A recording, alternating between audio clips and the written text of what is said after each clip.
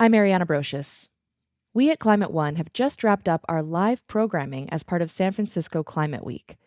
For today's bonus episode, I want to highlight an insightful and impactful conversation Greg Dalton had with Congressman Jared Huffman of California, ranking member of the House Natural Resources Committee. Greg takes it from here. Congressman Jared Huffman has been in the House for more than a decade, representing the region from the Golden Gate Bridge all the way up to the Oregon border. He has championed climate issues, former NRDC lawyer, fought to protect California's public lands, and prevented offshore oil drilling. He's pushed for financial institutions to divest from fossil fuels and introduced legislation to tackle plastic pollution. Please welcome Representative Jared Huffman to the Climate One stage. Thank you, Greg. Good to see you. All right. Well, lots been going on, lots to talk about for sure. I think Bloomberg summed it up with a headline, "Years of climate action demolished in days." There's so much going on aimed at public health, greenhouse gas emissions, just everywhere. How do you keep track of it all, and what's most on your mind? Unfortunately, I have to try to track all of it, and that, could consume all my efforts just in the climate space, but I've got, the rest of the jurisdiction of the House Natural Resources Committee now that I'm the ranking member. And then I've got the broader attacks on our democracy and the economic chaos. So it is a lot. All of us are having our bandwidth tested in this. That's the point? Yeah, I think it is the point. Yeah. There's some who say that there's this weapons of mass distraction, that some of what we're seeing is like, flash over there. Yeah. Look over there. It's because I don't want you to look over here. Yeah. How do you know what to focus on? I haven't found a formula that I can articulate yet, but I think you have to take these things one at a time. And, you kind of figure out that maybe the fight over renaming the Gulf of Mexico is not, where we ought to put all of our effort. Or colonizing Greenland? Yeah. Perhaps, yeah. But there's some other stuff that we need to take very seriously. And I would argue that the things that are fundamentally focused at tearing down our democratic institutions, at establishing awful new precedents, such as what he's doing on immigration policy, his efforts to target political opposition. I mean, these are all major steps on the path to totalitarianism, and I sort of give those highest priority. Right, and I've been working on climate for almost 20 years, and have often said like climate's sort of the meta issue. Everything, it's like if we don't have a stable climate, you don't have welfare, lots of things. And I'm actually more worried about democracy than climate in some ways. I'm right with you. I think right now the biggest climate issue is democracy. There's a business case for clean energy. It is cheaper. It can be profitable. It's clean. It's better in so many ways, clean energy. The business case for democracy is a business case on the other side, which is like you can make money, with undermining democracy, with less democratic ways. That worries me. Some people are getting fabulously rich at it, aren't they? Yeah. Yeah, they are. Among the actions that's happening is the National Environmental Policy Act, something that is a little bit wonky, but if you ever want to build something in your backyard or near a stream or kind of do anything in this country, that comes into play. It's a 55-year-old law that directs federal agencies to consider environmental and cultural impacts from new development projects. Now each agency is being asked to kind of look at it differently. Tell us why we should care about this. Why does it matter? Right. Well, I could take you back to the bad old days of the 1960s and 70s when we didn't have some of these bedrock environmental laws. And there's probably a few people in your audience old enough to remember when we had rivers that caught on fire and we couldn't put them out, when we pronounced entire bodies of water like the Great Lakes devoid of aquatic life and never fishable again. When we were losing iconic species like our national bird, the bald eagle, because of DDT and so many other things. So these foundational environmental laws that were bipartisan when they passed, most of them in the 1970s, have really given us tremendous progress in the fight against that kind of environmental destruction. But they've always had opponents, and right now there is a lot of energy behind tearing them down. and certainly Donald Trump is doing that in every way that he possibly can. Right. So what's at risk is we go back to those days of rivers on fire, dirty air, that sort of thing. Is there anything that states can do? What's the risk? What's the protection for that? Because now what's the A state like California can do a lot and has done a lot. We've got state laws that mostly mirror all of our federal environmental protections, and in many cases go further. And in some cases, we had state laws like the Porter-Cologne Water Quality Act before we had the Federal Clean Water Act. So California has always been a leader in this space. The problem is water pollution doesn't stop at state boundaries. Air pollution doesn't stop. Wildlife move and go and without regard for state jurisdiction. So you really do need national standards and national laws to protect these natural and national resources. Right. And we've seen, obviously in the first administration, there was sort of, attempts to shrink the EPA. These institutions can come back. That's a lot of what, Biden tried to do is, but is it different this time? What's happening in terms of the, approach to the EPA and others? We didn't have Elon Musk last time. Yeah. It's just different in every way. Look, I've been fighting Republicans in Congress on some of these issues for as long as I've been there, and I'm in my 13th year now in Congress. So the attacks are not new, but the tactics and the ferocity and the impunity with which they're being advanced, that is new. I mean, Republicans that I have been working with used to have some limits to where they would go. They wouldn't call for outright repeal of things like the Endangered Species Act. They would say they supported all of the above energy portfolios. Mm-hmm. Look at what we're dealing with right now. I mean, Donald Trump has declared an energy emergency, a fake energy emergency, at a time when we're producing more energy of every kind that we ever have, more fossil fuel exporting. I mean, we're setting all kinds of records. But he's declared this crisis, this emergency, and then used it to try to fast track only fossil fuel projects. Yeah, that emergency power gives him more power. Right? Exactly. Mm-hmm. Yeah. And so just this week, they announced that they are going to pretend to reduce federal permitting for fossil fuel projects to just 28 days under this emergency that they have declared. And my feeling is, I hope big oil is stupid enough to try to take advantage of that new permitting avenue that the president is attempting, because they will get sued and they will lose. Well, but even, the head of ExxonMobil has said, we're not looking to expand supply right now because oil is what, $60? Right. The industry is not necessarily going to put a bunch of capital at risk at market where it is. So even though, the U.S. government can say these leases are available, it doesn't mean anyone bids on them. Doesn't mean anyone puts in there. So we're awash in fossil fuels. There is no crisis. There is no emergency. There is a climate crisis because of all this fossil fuel extraction and burning, and that's really the problem. That's the moment that we're in this Earth Week. Right, which also raises the question: just because someone announces something, there's an executive order, it doesn't mean that it will be thus. Do you think that people overreact to these executive orders? I don't even call them executive orders anymore. I call them imperial edicts. Mm-hmm. And you're exactly right, Greg. They have no legal effect.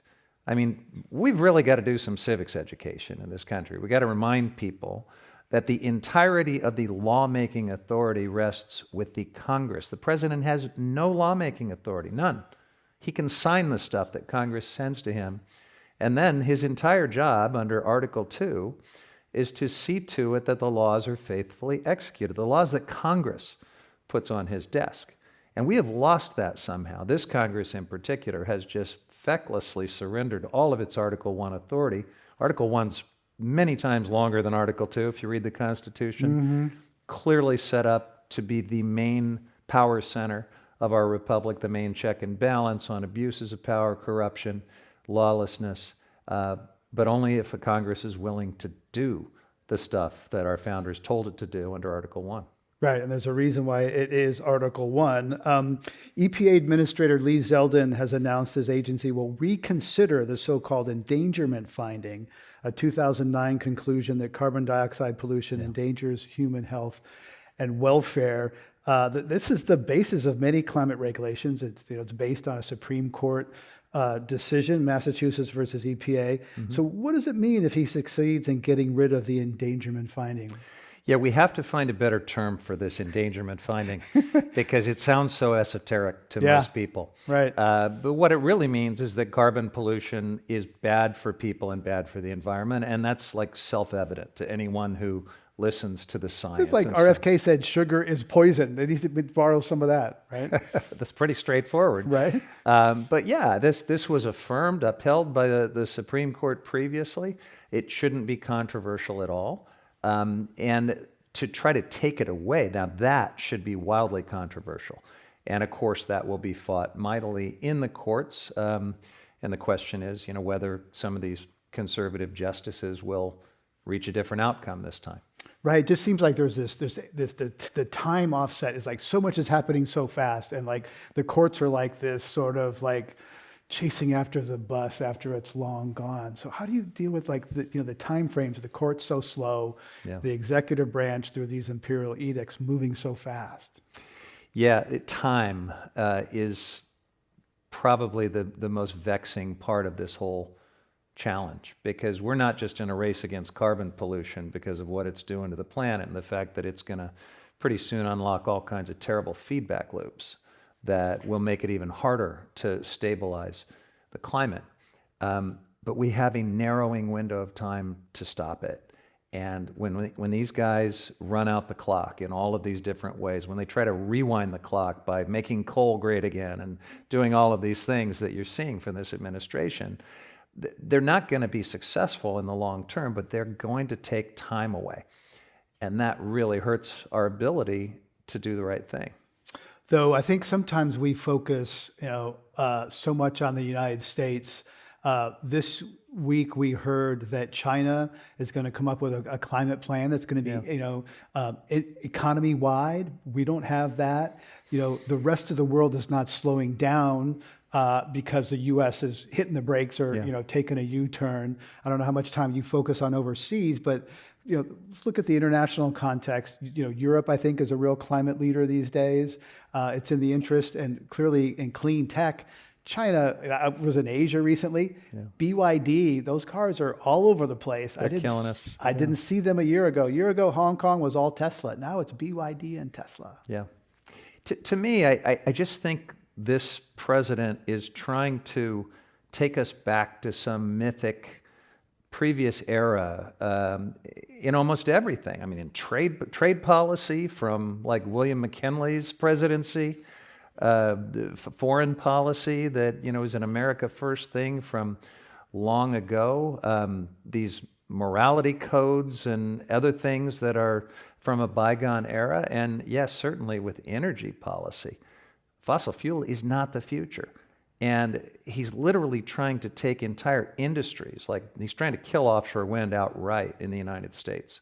Well, I mean, that's just ceding the future to China. China's going to absolutely fill that void and eat our lunch on all the technologies and strategies that the rest of the world is going to keep moving ahead with. Right. Iowa is 60+% wind, a lot of red states. So, Texas is big on wind. It's also seemed to be out of sync with rural America, red America.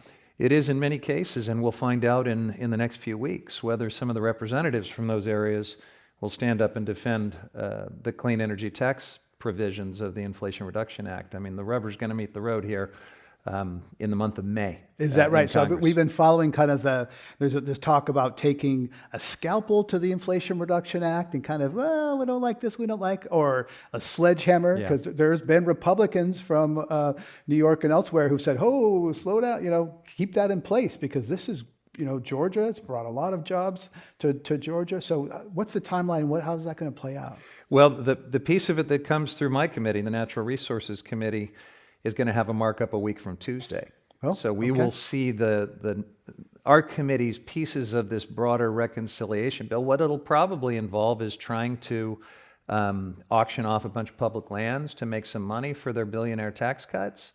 It'll probably involve, putting a big thumb on the scale for a bunch of fossil fuel development and then trying to pretend that that'll bring a bunch of revenue in to help pay for the tax cuts. but there'll be a lot of action in other committees, and it'll be in the Ways and Means Committee where those tax credits get fought out. And we're about to find out, we've got 20 or so House Republicans that have written a letter with some wiggle room in the letter saying that they do not want to do away with those IRA tax credits. But it's not clear to me that, when Donald Trump leans in and starts twisting arms, that those guys will stand their ground. And it's also not clear which of the tax credits they care about. Because, certainly I haven't heard many defend the EV tax credits. That's kind of dead. That's the first. It seems like roadkill. That's in trouble. Yeah. You could imagine some of them defending battery storage and some other things because manufacturing has located in some of their districts. Certainly some of them like biofuels. Some of them like, a lot of them like the carbon capture stuff, because that's not even a climate solution. That's basically an oil and gas giveaway. So, it's a real mix, and it will be interesting to see what's left standing at the end of that. And then the goal is to extend the 2017 tax cuts, right, and to find the money to pay for that. And so what's the timeline? Is that something that's going to happen before summer recess? What's the time horizon? They've said before Memorial Day, and I do not think they're going to meet that deadline. But certainly things are going to heat up in the House very quickly, and we're going to get very busy on it. Okay, so this is the one beautiful big bill. One big beautiful bill, and that's why it's going to be so hard for those Republicans that we hope will defend clean energy to stand up to Donald Trump, because that will also have their border security and the other things that are, sort of their articles of faith. Okay, and as well as a Musk-funded primary challenge if they don't stay. Exactly, and threats to their family and all the other niceties that go along with challenging Donald Trump. Right. So we're talking a lot about the bad things that are happening, though there is, certainly questions. The Democratic brand is pretty tarnished right now. People are wondering, I've heard about that. Where are the Democrats? David Brooks, conservative columnist at the New York Times, recently wrote that the administration is like a supercar with 1,000 horsepower, and Democrats are like chasing, scurrying around on mopeds. So what do the Democrats stand for now? It's easy to say we're against him, but what does the party and you stand for?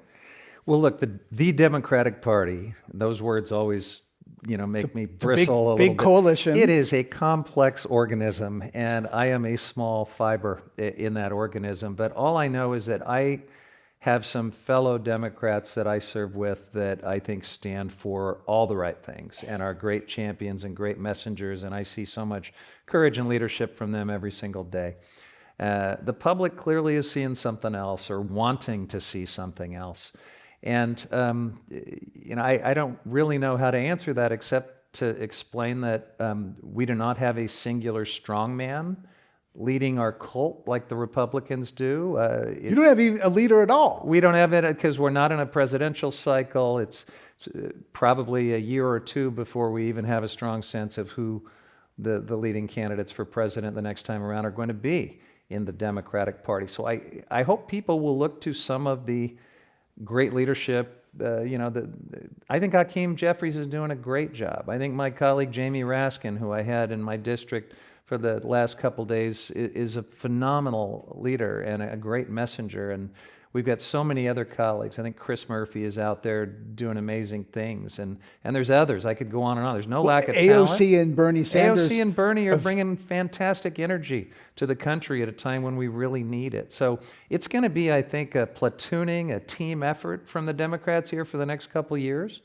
And I hope people stop longing for that messaging messiah to sort of deliver us from all of our angst. It's a little more complicated than that. Should the party have done been more reflective exercise about why Donald Trump won the popular vote, won men of color, many districts, many types of people moved in his direction in 2024.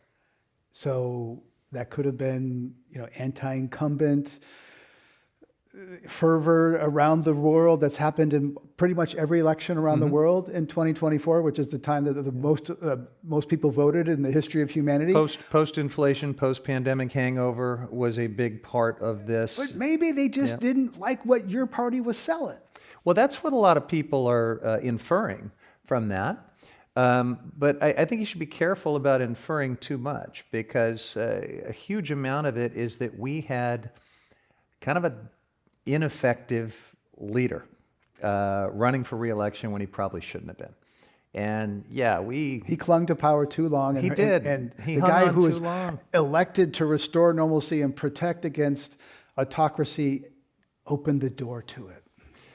Yeah, so I mean, there's just plenty of recriminations that we could go through, and I've seen all sorts of analysis of this. It doesn't necessarily tell you what we got to do right now to save our democracy and to try to make sure we even get to the midterms in 2026 and have a free and fair election. And, while we're fighting with each other about all this, Donald Trump is going right after free and fair elections with his imperial edict, trying to take over state election authority, with what he rolled out today, going after Act Blue, the main Democratic Party fundraising platform. He's playing hardball. He is going to try in every way to keep us from taking away any of his power in the 26 midterms. And so we got to pretty quickly move beyond recriminations and get unified on the here and now. Right. And the party is not unified because some of it wants to he won the popular vote, so we need to work with some of these ideas, accommodate. Others are more than 500 political scientists recently filled out a survey saying the U.S. is moving swiftly from liberal democracy towards some form of authoritarianism. Absolutely. And your Democratic Party elected kind of a status quo guy to lead it, right? I don't know anything about the DNC chair or how to characterize that. All I know is that my congressional Democratic colleagues and I are fighting this tooth and nail in every way we can. We are in the courts where we have standing and can be. We are working with litigants who do have standing and are in the courts. We are monitoring compliance with the 70 plus court orders that we've had that in one way or another have checked Donald Trump's power.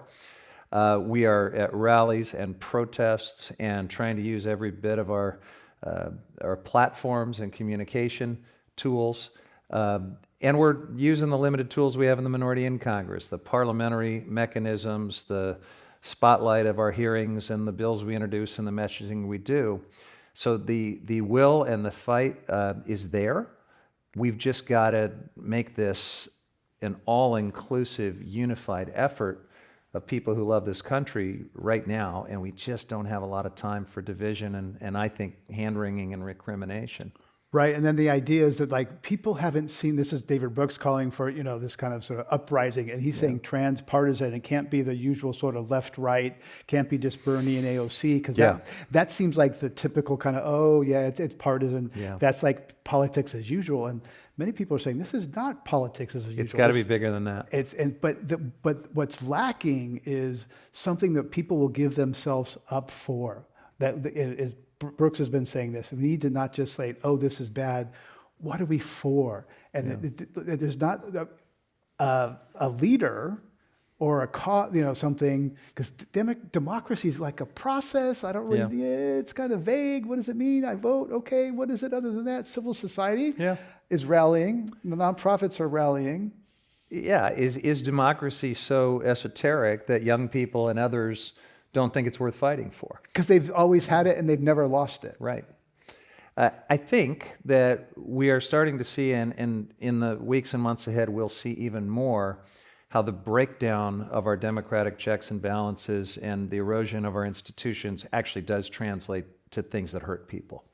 I take no joy in that. I think it's going to be awful. But you're going to see it in so many different ways. And it's going to start to threaten and hurt people in very direct ways, where the dots will connect, and it should happen. I hope it happens quickly. I mean, reproductive rights did that when Dobbs, and ending Roe, every woman's that, and many dads, that could be my daughter, that could be, they could see themselves or someone they love in that situation, and that was politically very powerful. But this sort of trimming Noah and that sort of things, it just seems like that's just not as direct and human. Well, we'll see if that's the case when hurricane season arrives. So I want to talk about, Noah, most people, think what it's a, biblical character. What's Noah? It's The other Noah. the other Noah. People haven't, heard of Noah, but if you look at your phone app to what clothes to wear, or logistics companies rely on data from Noah to is your package going to arrive on time? Yeah. So tell us about what's happening at NOAA and why we should care. Yeah.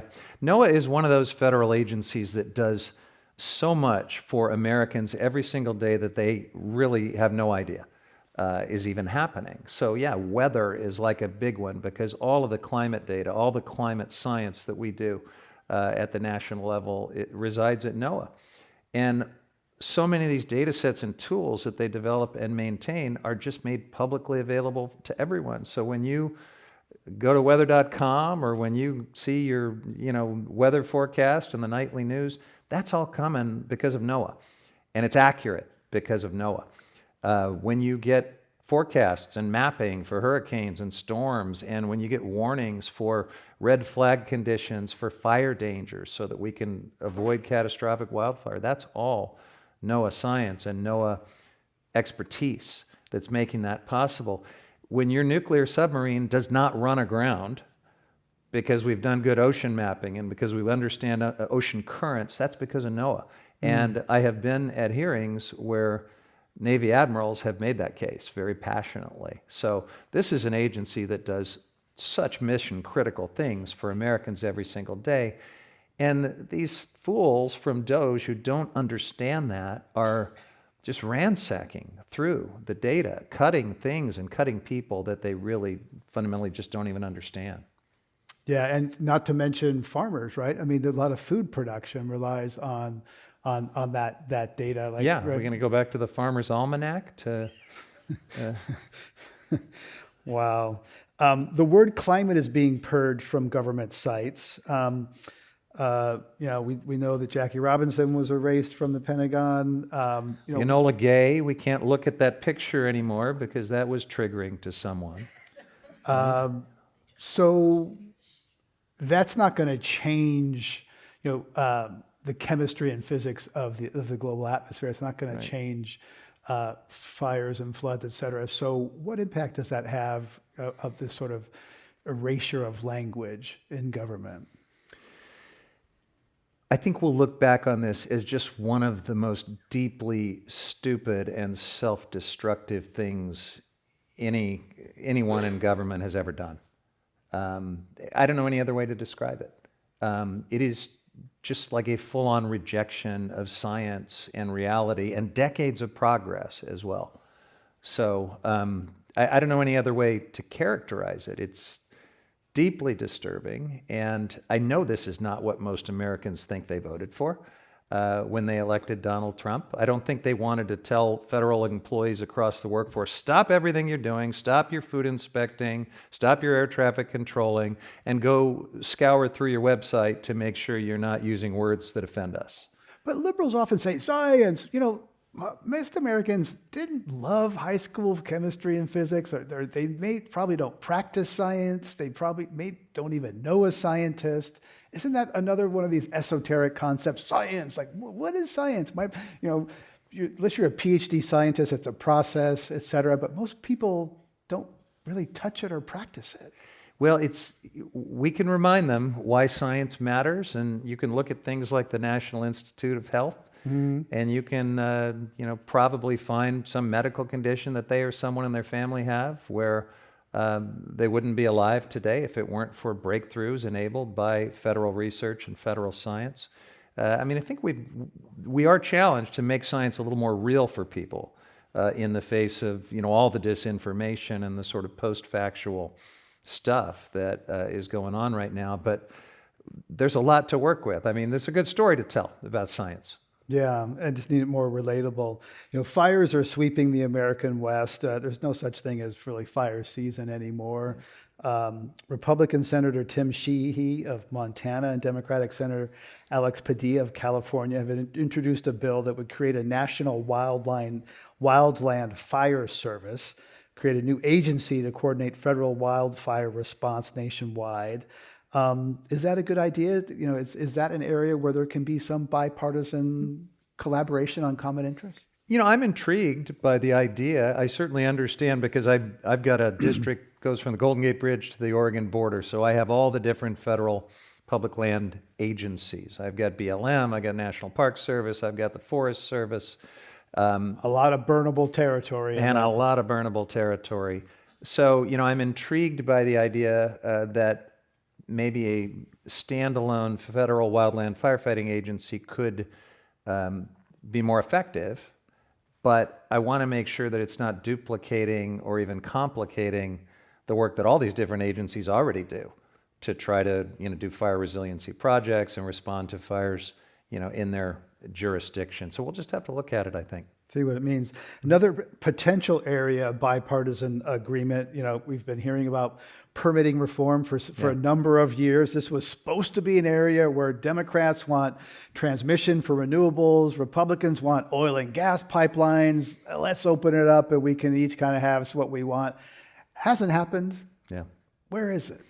Well, there's still a lot of conversation about it. What might change the conversation is, frankly, all of this new demand we're seeing from AI. So where this got bogged down in the last Congress was that most Republicans really didn't want to do energy transmission. They wanted to do pipelines. And that was their notion of permitting reform. It's fossil fuel all the way. And they were kind of threatened by energy transmission and FERC reform and other things that are holding back clean energy because they want their fossil fuel stuff. And FERC is the Federal Energy Regulatory Commission that governs cross-state transmission of energy. Yeah, exactly. But with all of this demand from AI, I think even those Republicans are starting to acknowledge we're going to have to do a lot more transmission upgrading just to meet that demand. Of the data center demand. Yeah. Okay. Yeah. So I think maybe there's a little bit more of a bipartisan flavor to the transmission piece of permitting reform. The problem is they still want to just open it wide open for fossil fuel in ways that should be deeply troubling to anyone that cares about the environment or some of these disadvantaged communities that always bear the brunt of fossil fuel pollution or the climate crisis, because they might even say we're going to make it technology neutral, do all this permitting reform, but they're doing all this other stuff over here to kill off clean energy. Right, and that's because data centers need electricity. They don't really run on, I guess they can run on natural gas at scale, but so that's changing the thing. Okay, that's interesting. What's inspiring or motivating you right now? What do you really like? We've been talking a lot about defense, darkness. Where's a spot where you're like, go on offense, something that you're excited about?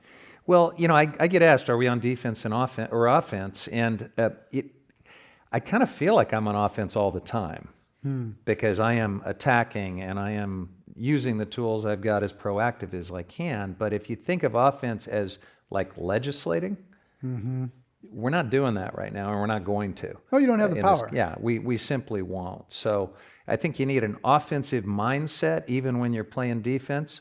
The offense will come outside of the federal government right now. It's going to come from the state of California. It's going to come from local government, from non-governmental players at the international level.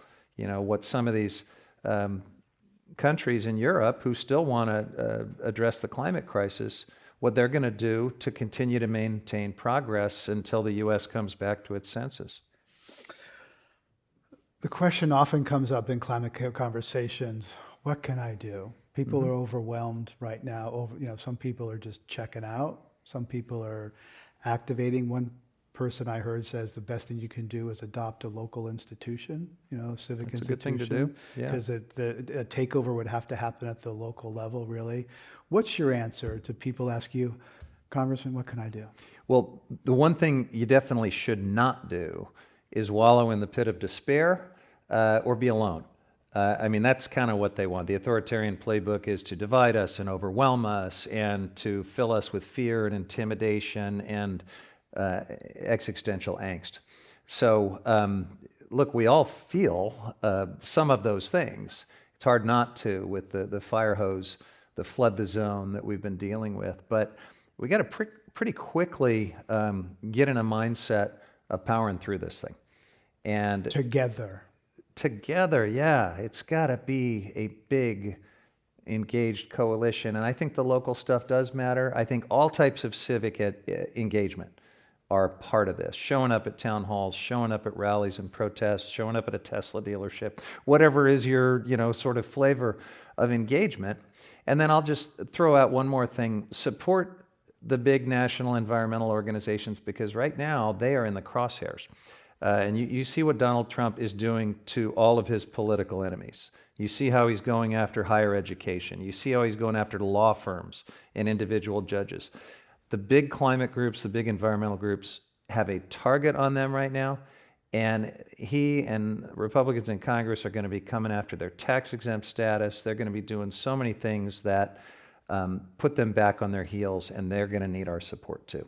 Right, and that first thing is like Tim Snyder's is do not obey in advance in those organizations. Yeah. No, anticipatory obedience is the most just dreadful part of this, when you see corporate America and folks in the tech industry and others just sort of falling in, bending the knee. You let them know how disgusted you are when they do that too. We have time for some audience questions from Susan, Sam, and Marnie. Please join us. Susan, Sam, and Marnie, please join us for your questions for Congressman Huffman. Thank you so much. I'm glad you mentioned California's leadership role. And one of the really important ways that we can continue to make progress on climate is through our vehicle standards, our clean vehicle standards, which other states are able to follow. I think like 17 other states are following California's rules to move towards clean vehicles. But now we hear that the Trump administration wants to take away our ability, revoke our waiver, block California's ability to have our own standards. How concerned should we be about that, and what can we do to protect California's? Yeah, it's a great question, very timely question. So there's no doubt that the Trump administration is coming after it. Republicans in Congress are coming after the waiver that's been granted. All of this will be tied up in the courts, and the courts have previously upheld California's authority to have that waiver and to set our own standards.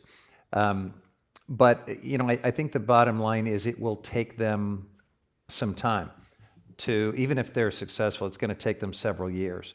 And we got to just encourage the state to stay the course and to push on with these standards. Don't bend the knee to Donald Trump. And I don't think Gavin Newsom or Carb or anyone else in California is on the verge of caving in here.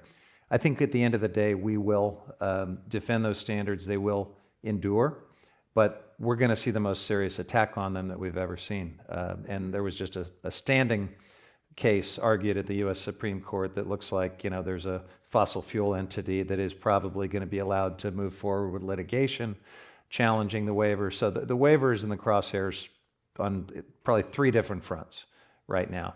And we just got to fight it with everything we've got. Sam, welcome.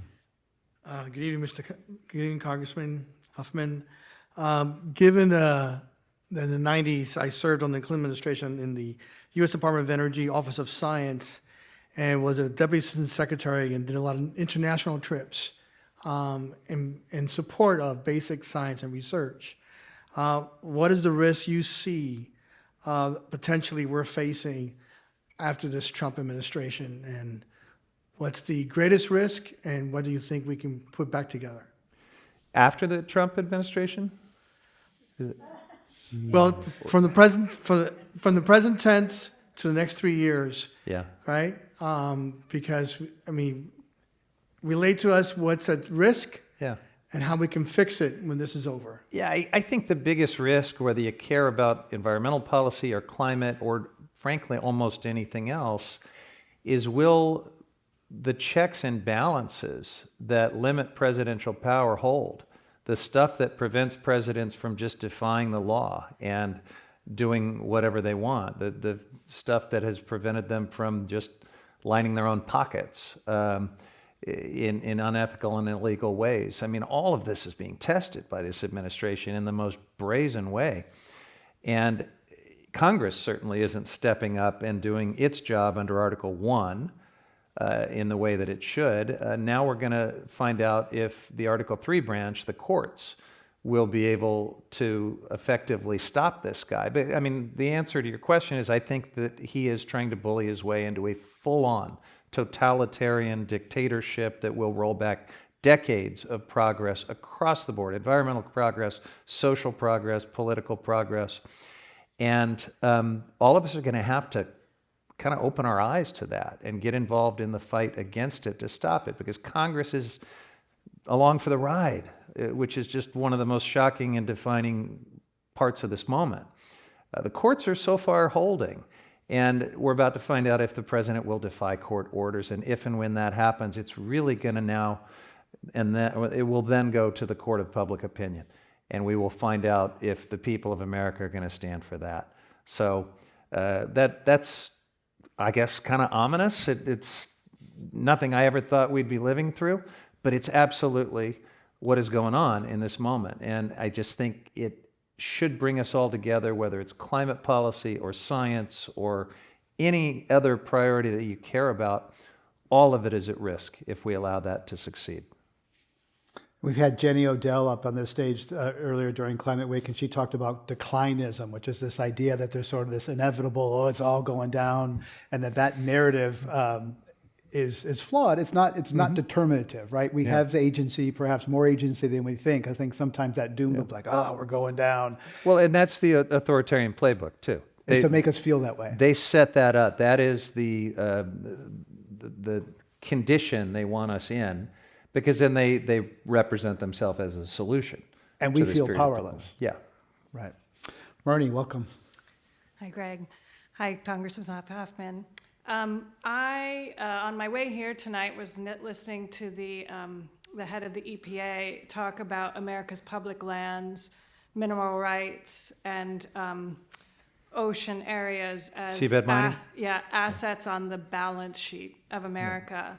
And also heard that they have, I don't understand how they've changed this regulation for environmental reviews, but that they've reduced those reviews from a year to a year and a half long process down to about 14 days, so that they could, as you put it, line the pockets of various people with the assets of the American public.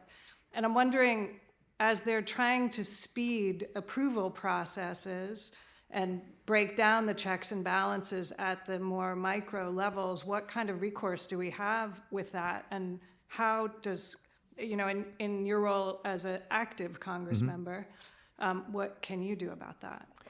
Yeah, there's a few different parts of that. So what they are trying to do by treating our public lands and natural resources as line items on a balance sheet just flies in the face of the whole idea of multiple use, of conservation, of any kind of intergenerational trust. These have always been, central values for our public lands, for our national forests, for our conservation areas, for all of it. And you do hear Trump administration officials, I've heard Doug Burgum, our Interior Secretary, say the same thing, that we've got this amazing balance sheet, and if you just properly accounted for all of the public lands on our balance sheet, it will more than pay off our national debt. Well, all of this stuff is not to be monetized in this generation. That's not what it's about. And it's just so incredibly craven to even think or talk about it in those terms. But it'll also be really deeply unpopular. I think people understand intrinsically the value of some of these public lands that they'll never visit in their own personal life, but they know that we need to steward them for others and for ecosystem and biodiversity values and for future generations. I feel like we will win that argument if they don't wreck the place in the meantime. And the other part of your question, well, you asked about seabed mining and you asked about the 28-day permitting streamlining. Seabed mining is just going to set us up as a rogue nation. Most of the other nations of the world are members of the Law of the Sea Treaty. United States is not, because we developed this paranoia about multilateralism and all kinds of other things. And then most of the other nations have agreed not to do this stuff in international waters until we reach an international agreement. And Trump is saying, go ahead. Just go out and start mining up these nodules that have rare earth minerals and come what may. So there's all kinds of conflict and tension, and it'll further our sort of pariah status and on the global stage. I think it's terrible for our standing and for our goodwill with the rest of the world.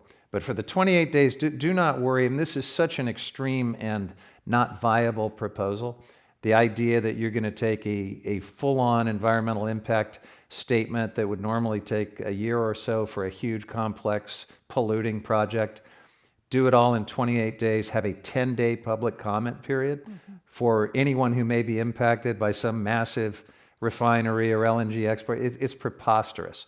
It'll get sued and it'll get stopped, but it's, I guess, good politics for them. Thank you. And on that happy note, thank you.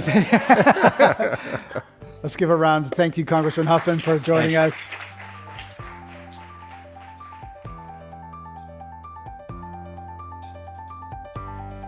Climate One is a production of the Commonwealth Club. Our team includes Greg Dalton, Brad Marshland, Jenny Park, Austin Colon, Kusha Navadar, Megan Basilia, Ben Testani, and Kevin Lemons. Our theme music is by George Young. I'm Ariana Brocious. Thanks for listening.